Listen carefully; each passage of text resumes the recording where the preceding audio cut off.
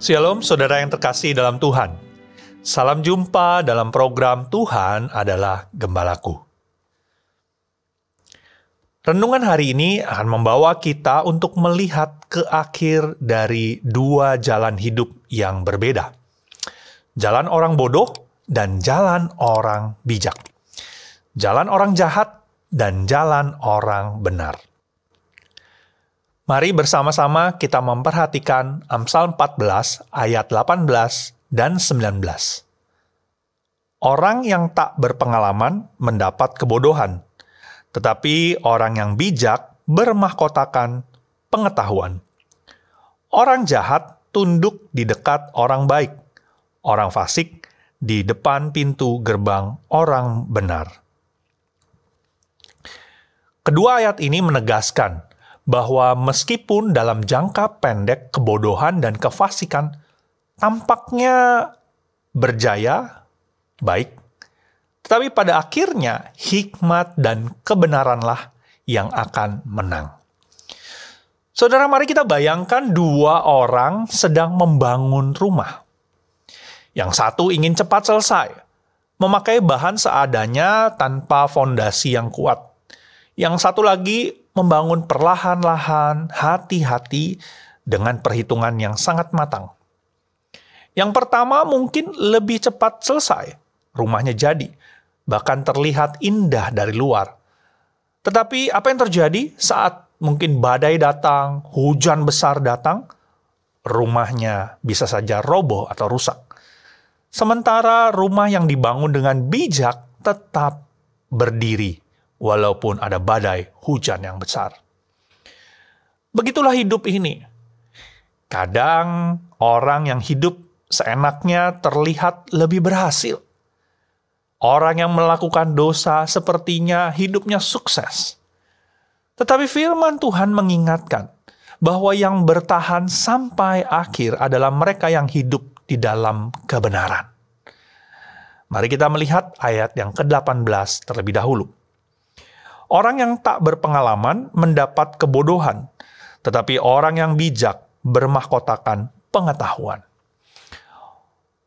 Orang yang tak berpengalaman menggambarkan mereka yang tidak belajar, mereka yang tidak mau menerima masukan, nasihat, mereka yang hidup tanpa pertimbangan.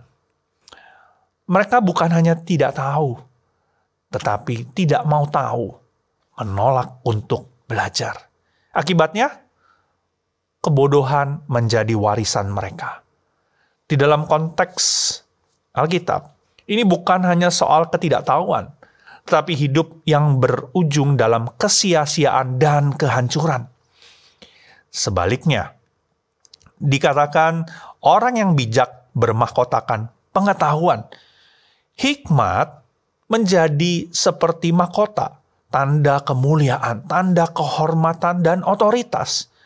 Orang yang bijak bukan hanya tahu banyak, tetapi tahu bagaimana hidup dengan benar, bagaimana membuat keputusan yang baik, dan bagaimana memuliakan Tuhan melalui hidupnya. Ini berbicara tentang hasil akhir. Bukan siapa yang paling cepat, tetapi siapa yang paling setia.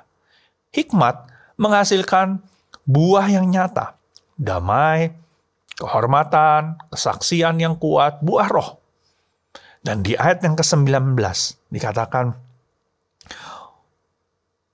orang jahat tunduk di dekat orang baik, orang fasik di depan pintu gerbang orang benar. Ini adalah nubuat tentang pemulihan dan keadilan dari Tuhan. Meskipun saat ini orang jahat tampaknya senang, menang, orang benar sepertinya ditindas. Akan tetapi tiba waktunya ketika mereka yang hidup dalam kebenaran akan dihormati. Tunduk di sini bukan sekedar hormat, tetapi pengakuan akan otoritas moral dan rohani dari orang-orang yang benar. Pintu gerbang di dalam budaya Ibrani adalah tempat keputusan penting dibuat. Biasanya orang-orang mengambil keputusan itu di pintu gerbang. Di sana para tetua, hakim, orang bijak duduk. Artinya orang fasik akan datang ke hadapan orang benar. Untuk apa? Meminta keadilan, bahkan mungkin pengampunan. Contoh, kita bisa temui seorang pegawai yang jujur selama bertahun-tahun, mungkin diremehkan. Mungkin posisinya tidak naik-naik. Tetapi saat krisis terjadi, apa yang dilakukan oleh pemimpinnya? Mungkin dialah yang paling dipercaya. Dalam keluarga, seorang anak yang hidup lurus mungkin ditertawakan oleh teman-temannya. Tetapi nanti mereka yang mentertawakan inilah yang akan datang, mungkin meminta nasihat, meminta masukan saat hidup mereka sedang kacau atau tidak baik-baik saja.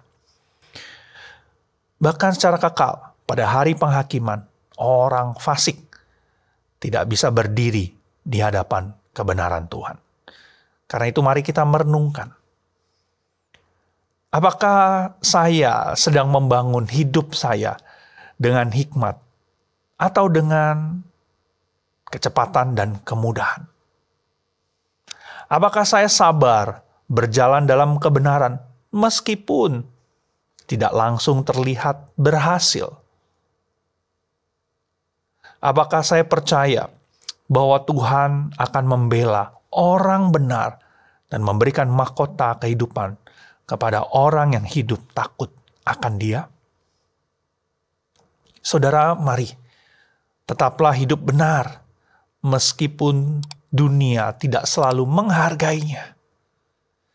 Karena pada akhirnya Tuhan yang akan membenarkan orang-orang yang hidup takut akan Dia, orang-orang yang hidup dengan bijaksana.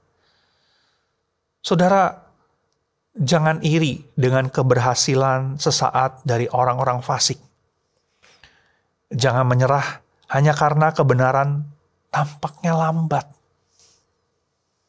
Hikmat akan berbuah, kebenaran akan dihormati, dan mereka yang hidup benar akan menerima mahkota.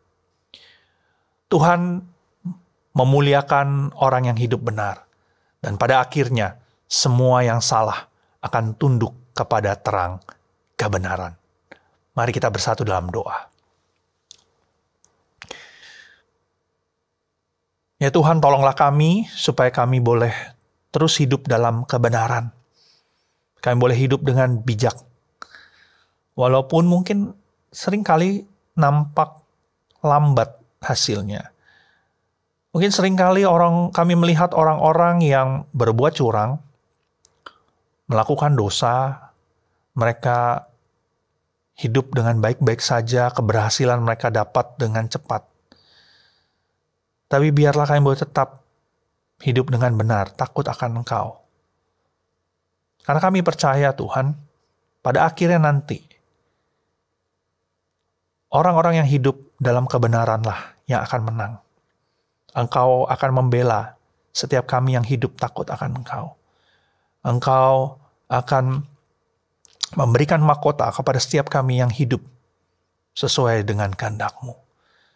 Karena itu Tuhan, tolong berikan kami keberanian, tolong berikan kami kemampuan untuk boleh terus hidup di dalam kebenaran. Tolonglah kami. Inilah doa kami ya Tuhan. Kami menyerahkan setiap diri kami ke dalam tangan-Mu. Di dalam nama Tuhan kami, Tuhan Yesus, Allah kami yang hidup, kami berdoa. Amin. Tuhan Yesus memberkati.